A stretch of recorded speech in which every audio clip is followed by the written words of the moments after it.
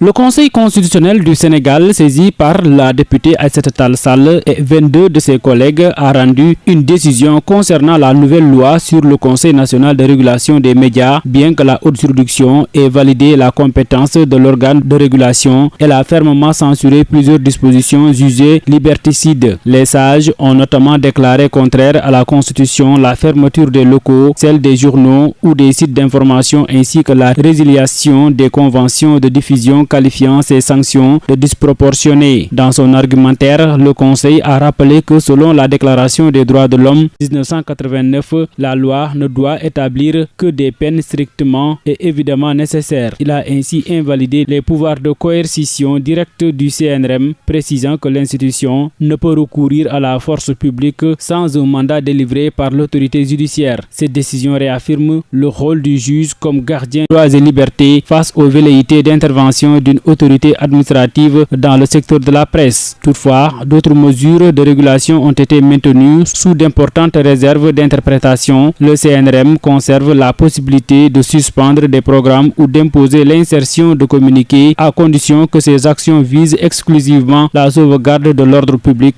ou la protection de l'honneur. Le Conseil a insisté sur le fait que ces interventions ne doivent en aucun cas porter atteinte à la réputation et aux intérêts matériels et moraux de l'entreprise de presse, garantissant ainsi un équilibre entre régulation et liberté de communiquer. Conseil constitutionnel tontu na nag càkkuteefu député bi di Aïssata Tall Sall ak ñaar fukk ak ñaar ci ay naataangoom yi nga xamante ni ñoom ñoo yónnee woon ab bataaxal ci nag Conseil national de régulation di CNRM bi nga xamante ni dañu ko woote woon ci pencum ndaw réew ma ngir nag mu indi dooleem ci nag li nga xamante ni moom moo di këru taskatu xibaar yi. Waaye nag këru attekaay bi am na lu bëri li nga xamante ni nanguwu ko, waaye tamit am na yeneen ponk yi nga xamante ni nangu na ko. Atekat yi nag dañoo sukkandiku ci sartu nday réew mi lang ci yenn ci ay articles yi nga xamante ni dëxëñ nañ ko ci loi boobee, rawatina nag tëjum organe de presse yi ak tamit ay këru taskatu xibaar wala sax ak yenn site wala sax résilier ay convention de diffusion ba noppi teg la ay daan. Ñoom nag dañoo jàpp ne loolu méngawul ak ak yelleef doomu aadama rawatina ci wàllum presse bi. Ci seeni kàddu conseil bi nag mu ngi fàttali bu baax a baax ne bu ñu sukkandikoo ci déclaration des droits de l'homme atum 1789 loi bi dafay santaane ne képp ku tooñ wala nga wax naka sudul noonu mën nañ la teg ay daan dong. Ci la nag